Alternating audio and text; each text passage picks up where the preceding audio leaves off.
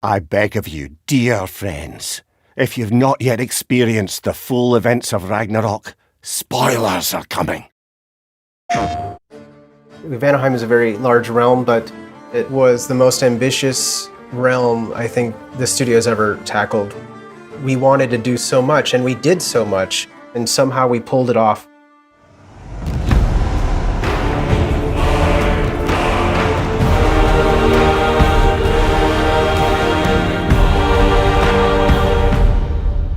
Hi, my name is Aaron Contreras, and I am a senior environment artist at Santa Monica Studio. My name is Lena. My role on the game is a 3D environment artist. My name is Jeremy War, and I'm a senior staff level designer. My name is Elizabeth Bright, and I'm a level designer at Santa Monica Studio. Hi, my name is Christopher Lloyd, and I'm the lead visual effects artist. My name is Carol Williams. I am the level design producer on God of War Ragnarok.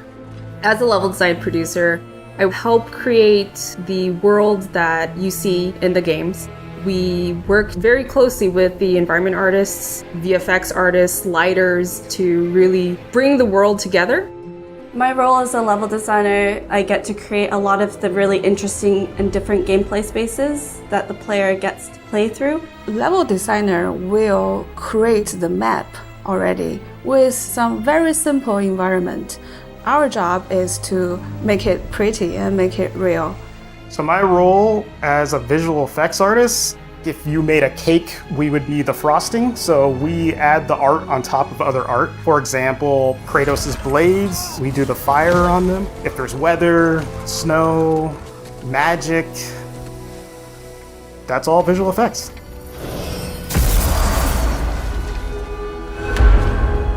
Wow, it's beautiful.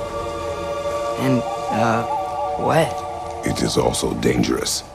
We didn't really see much of Vanaheim in the previous game, other than that little window in Freya's house. So what we did was we took that little window and we just really expanded that, and we almost kind of turned that into like multiple different biomes all within one realm. You know, you've got the jungles, you've got the savannas, you've got these ruins, you've got caves, you've got kind of like swampy areas. And they all kind of retain a little bit of that palette from that original window. We pull a lot from Norse mythology as we're creating the different realms, but we've also added our own unique twists and inspiration to each of the realms, so the player is surprised each time they play through, with the added layer of Fimbulwinter and the upcoming war to add tension and build interest as the player plays through these different sections.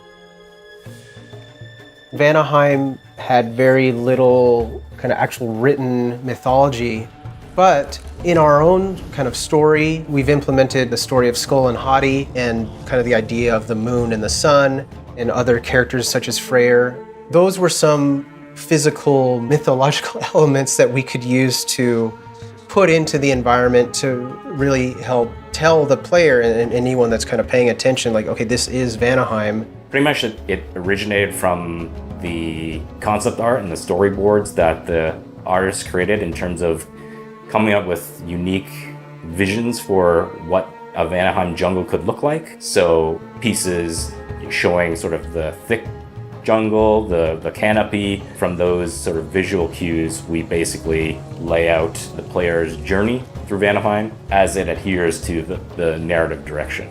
Vanaheim is extremely different than all the other realms that we visit. The grotto specifically, or the crater, where we actually get to see that world. Fate only binds you if you let it. Do what is necessary, not because it is written.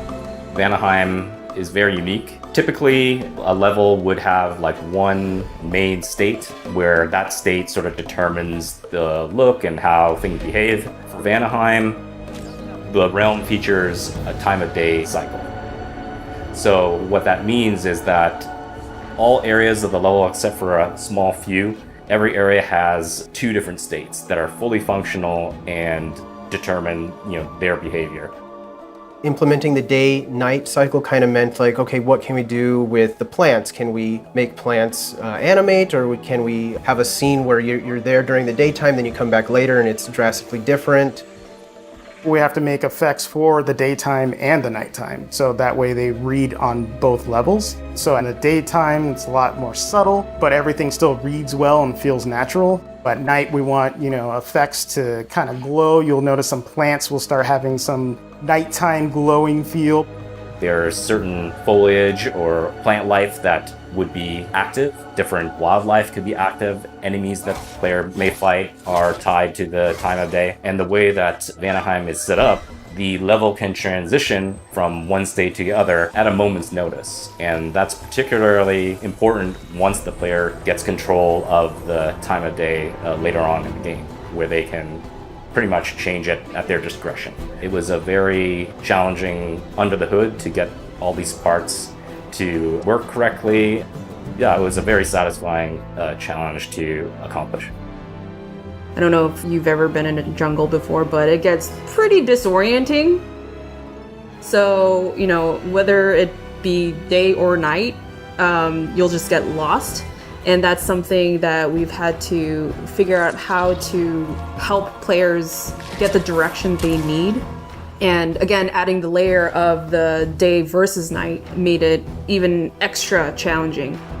My priority, other than to make things beautiful and realistic, I also focus on how to make plays memorable, so it's not feel generic or repetitive, or for player to get lost easily. I would, let's say, put a very weird shaped rock on the side of the road, and so when player passes by, they will be like, I remember that rock.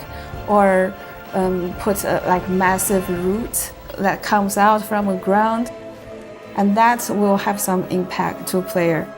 What we can do to help the player is kind of guide them through kind of environmental storytelling. We're also thinking about what other kind of elements can we put in there that kind of remind the player of the story, or of things that have happened, or maybe are foreshadowing things that are going to happen. If there's an enemy coming up that you've never encountered before, maybe there's some bones or some footprints on the ground or scratch marks, something to kind of indicate, something's coming that you weren't expecting.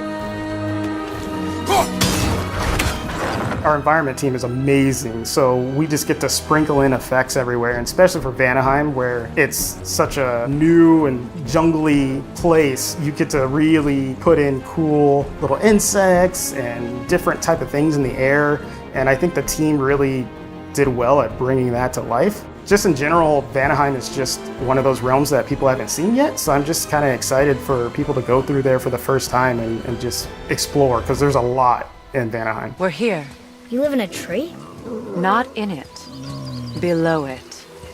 Heavily! Look! Having worked on the previous God of War game, on Freya's house and the forest and kind of the surrounding areas, I did spend a lot of time getting to know Freya's character, and on this game I did get to spend a lot of time with her there as well. So seeing her evolve from this character who is this humble, kind of secretive witch just living in the forest very peacefully, and then has her life kind of disrupted. You must be better than this.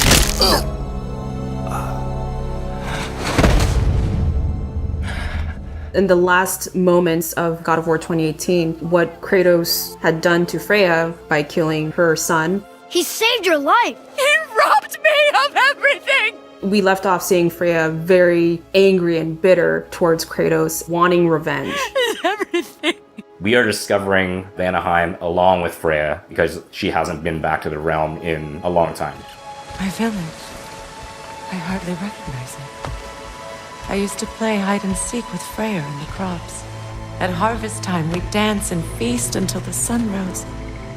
Why did I have to come back here and be reminded of all this? We want to show sort of the decline that the realm has suffered in her absence, sort of the heartbreak that she would feel when she revisits areas that were once vibrant, that have now succumbed to Odin's forces and their occupation of Vanaheim.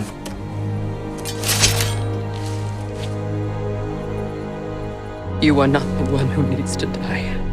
Just in the environment art alone, you can see this realm used to be something much greater. Freya used to be someone much greater. She used to be a queen, but that's all but forgotten now. All you see are these strewn bits of stone and metal, and everything just intertwined with the jungle environment. We want to sort of visually tell that story and sort of communicate that kind of pain that maybe she would feel on discovering, the destruction.